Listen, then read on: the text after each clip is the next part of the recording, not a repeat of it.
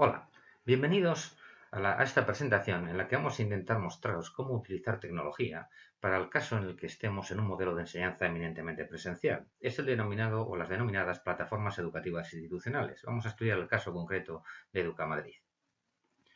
Una plataforma institucional, una plataforma tecnológica institucional, la podemos definir como aquel contexto tecnológico en el que ofrecemos una serie de servicios para el acceso igualitario a todos los miembros de una comunidad, bien sea una región, un país, en eso que denominamos la educación del siglo XXI. Para que sea posible el uso de este entorno tecnológico, tenemos que dar, por supuesto, una serie de premisas. En primer lugar, la neutralidad tecnológica. Asimismo, el que exista un sistema abierto. La posibilidad de acceso a este entorno o contexto mediante multitud de dispositivos, muy especialmente teniendo en cuenta las nuevas propuestas en cuanto a movilidad. Una garantía plena en acceso al servicio, 24 por 7 por 365 días. Seguridad para la protección a menores, teniendo en cuenta que la mayor parte de los alumnos que están en la enseñanza presencial pueden pertenecer a este colectivo de los menores. Confidencialidad de los datos cuando así sea requerido. Aspectos relativos a las licencias y copyright que sean acordes con los intereses de los que podamos considerar como autores legítimos de esas obras. Y por último, una garantía de uso adecuado de la información almacenada, muy especialmente para evitar un análisis masivo de la información mediante sistemas de análisis automatizado. La clave de esta plataforma institucional la constituye la arquitectura subyacente. Hablar de esto nos implicaría hacer alusión a lo que es el conjunto de elementos hardware, muy especialmente servidores que tenemos que disponer para que tengamos la capacidad de procesamiento afín a lo que es el contexto.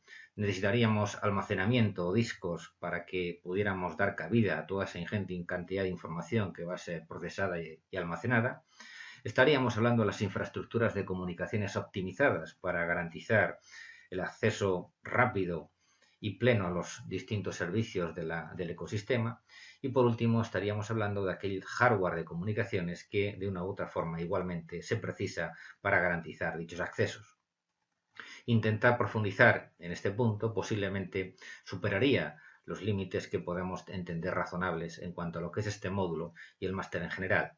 Me pongo a vuestra disposición a través del correo que tenéis en la presentación para que cualquier duda o necesidad de profundizar en esta información me lo hagáis llegar para que de esta forma podamos dar respuesta a cualquier demanda de información adicional.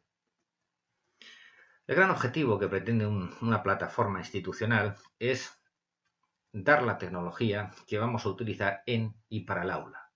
Así, para que esto sea posible, el primer elemento a tener en cuenta es que la consecución del sistema neutro y al mismo tiempo abierto se apoya y se ayuda fundamentalmente del software libre. Utilizar un sistema operativo como pueda ser Linux en su variante o distribución Red Hat, bases de datos del estilo Postgres SQL, servidores Tomcat o LiveRay para la creación de contenidos o portales digitales, la forma de empaquetamiento de objetos o de contenidos digitales como pueda ser Jackrabbit o el gestor de contenidos Scribe o inclusive el más popular Moodle para la creación de aulas virtuales, sin duda alguna son las herramientas que debemos entender esenciales para hacer el software que finalmente integremos en la plataforma institucional. Si nos fijáramos en el círculo que conformamos con esta plataforma, lo primero que tenemos que tener claro es que el centro y la vida que se vincula al centro ha de hacerse evidente al resto de la comunidad mediante un portal. Esa web de centro la construimos con nuestro sistema LiveRay y las utilidades asociadas, pero sin duda alguna se ha de beneficiar de algunas otras formas en las que la comunicación con ese contexto que rodea al centro sin duda alguna sea fluida. Ahí estaríamos hablando de las denominadas herramientas colaborativas del estilo wikis, foros, blogs y por supuesto la integración con redes sociales. También es importante que la web de centros podamos estructurarla, podamos fragmentarla en distintos ámbitos o intereses educativos mediante la idea de comunidades virtuales, hacer la web de clase o hacer distintas formas de dirigir la información en función del posible interés que subyace detrás de esta información, sin duda alguna es uno de los referentes importantes a la hora de poder hacer nuestra web de centros. Pero en muchas ocasiones no sería necesario que todos los contenidos que volquemos, bien sea en la comunidad virtual, bien sea en la web de centros, tengamos que elaborarlos de principio a fin. Para eso disponemos de los repositorios de contenidos digitales, de contenidos educativos digitales, que en el caso concreto de Educamadrid se integra con el denominado repositorio Agrega. También en esta misma dirección sería interesante identificar que para que el profesor pueda disponer de lo que llamaríamos un sistema de gestión de aprendizaje, el LMS tradicional, igualmente podría recuperar contenidos de Agrega para hacerlos evidentes y hacerlos o que formen parte de los contenidos de su aula virtual. Aquí estaríamos hablando del Moodle y de alguna forma de las distintas formas de crear aulas virtuales que el profesor tiene a su disposición dentro de lo que sería nuestro ecosistema o plataforma institucional. Al margen de esto, pues podemos disponer de otras herramientas que sin duda alguna facilitan la labor docente, por ejemplo, las retransmisiones o streaming en vivo de eventos educativos, la formación online del profesorado o los sistemas de inscripción a eventos educativos que sean relevantes para la comunidad. La clave para que todos estos servicios sean posibles, sin duda alguna, reside en un servicio que hasta cierta forma parece que está en un cierto desuso, pero que debe dársele la importancia debida especialmente en el contexto educativo. Nos estamos refiriendo al correo electrónico. Con este correo es como hacemos que el usuario tenga a su disposición todos estos servicios y, por lo tanto, mientras seamos capaces de garantizar la autenticidad de todas estas cuentas de correo, estaríamos garantizando ese espacio y esa virtualización del conjunto de contenidos y posibles usuarios con las debidas medidas de seguridad. Cuando hablamos de esto, estamos intentando dar respuesta a muchas de las demandas que surgen en el entorno educativo, especialmente a lo que es la trazabilidad de la información y de las distintas acciones que provocan los usuarios dentro del contexto. Fenómenos como el llamado ciberbullying o ciberacoso u otros delitos que de alguna forma hasta cierto punto son frecuentes en el mundo de Internet, evidentemente en este tipo de plataformas institucionales o ecosistemas, de alguna forma sería difícil que pudieran suceder o si sucedieran perfectamente quedaría identificado quién es el autor de este tipo de delitos. Pero incluso si fuera necesario, los ecosistemas o las plataformas institucionales deben favorecer la protección a mayor escala del menor. Por ejemplo, en el caso del correo que ahora nos ocupa, podríamos limitar que los menores solamente pudieran recibir correos de la propia plataforma. De esta forma, evitamos la recepción de correos no deseados. Y por último, el correo hay que verlo como una forma de comunicación institucional fiable. Cuando una administración, cuando un ministerio, cuando un determinado ámbito de la administración se tiene que dirigir a un centro, o cuando un centro tiene que dirigirse a un padre, o una asociación de padres, o en general a lo que es la comunidad educativa en general, el hecho de disponer de un correo dentro de nuestro ecosistema, dentro de nuestra plataforma institucional, evidentemente da las máximas garantías de fiabilidad en cuanto a cuál es su origen. El portal educativo, como veíamos en el círculo que anteriormente estábamos explicando, parte del hecho de que seamos capaces de hacer ese escaparate que muestre lo que el centro es capaz de aportar a la comunidad a la que pertenece.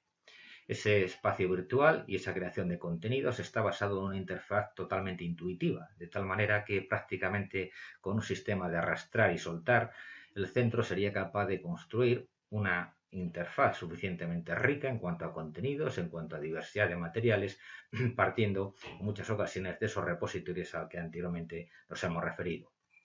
Igualmente sucedería cuando el profesor llega a hacer una comunidad virtual. La más evidente sería la que podemos denominar la web de clase. Aquí en este ejemplo que ahora mostramos se está haciendo uso de lo que serían contenidos para el segundo ciclo de primaria. Aquí podéis observar pues, que existe una animación, existe una serie de contenidos textuales que podemos transmitir a nuestros alumnos, una serie de pruebas tipo test que igualmente podrían haber sido incorporadas al sistema o a la web de centro con esa interfaz intuitiva a la que nos estamos refiriendo.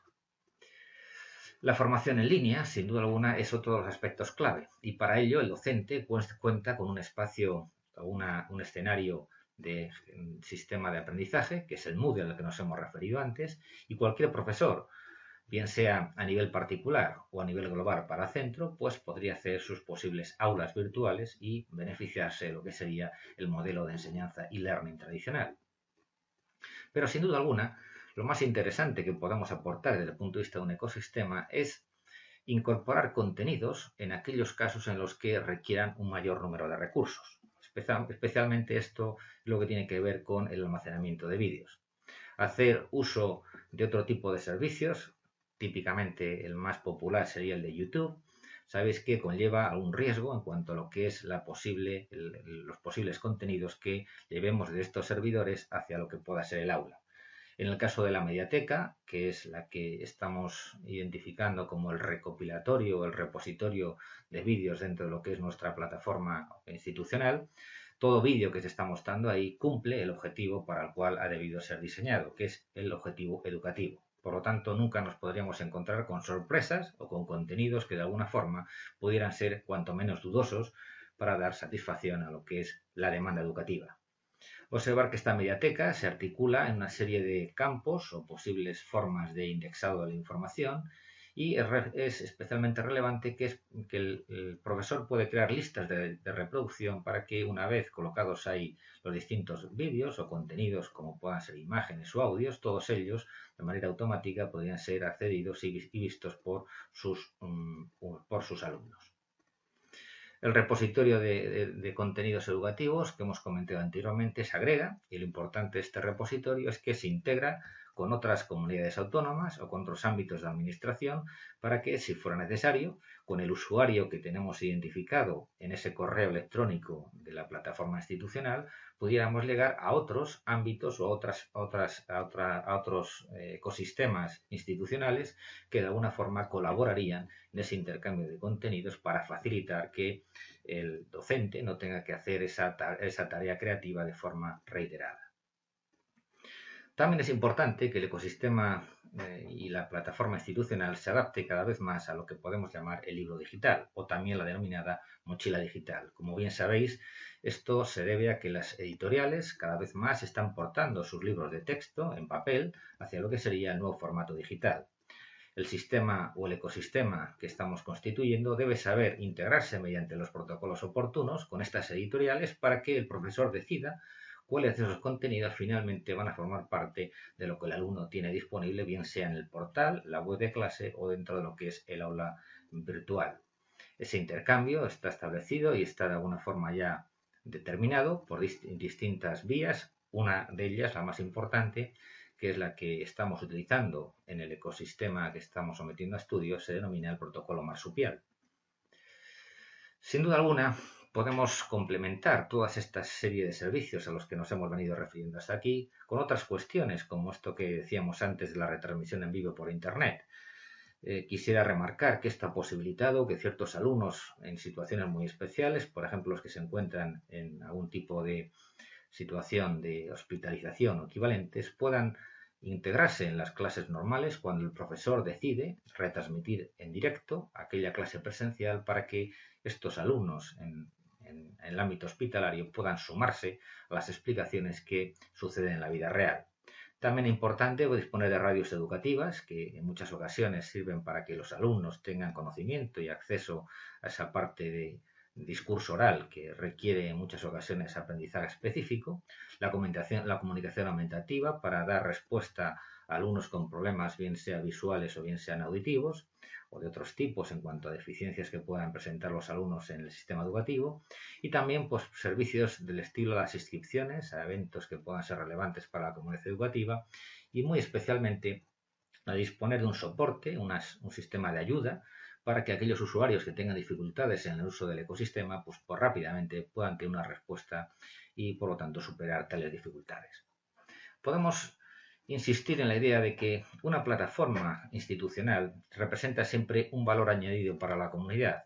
Algunas razones son las siguientes. En primer lugar, solo acceden los usuarios registrados. En segundo lugar, se respeta la identidad e intimidad de los usuarios, es decir, no podemos hacer análisis de datos con fines comerciales o fines que no sean evidentes. Se respetan los derechos individuales sobre autoría de contenidos y, por si fuera poco, es un contexto que siempre tiene garantías legales para el profesor.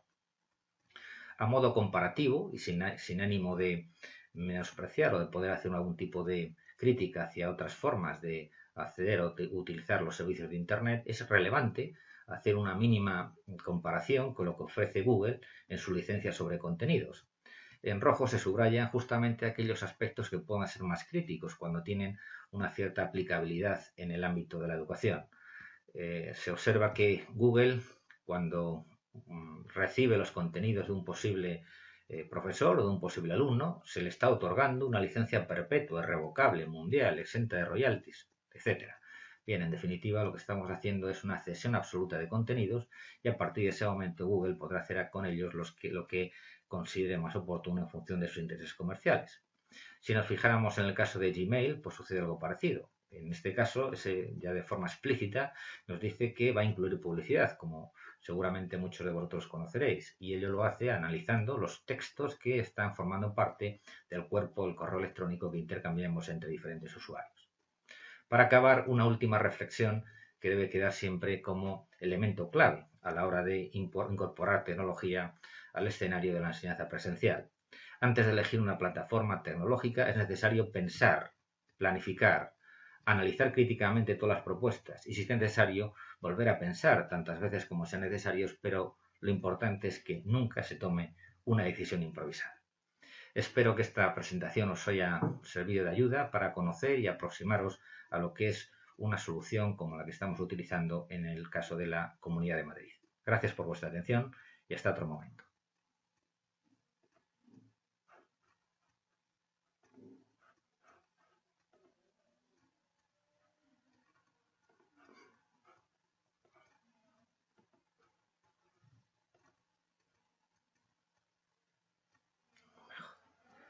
No me jodas que no he grabado nada.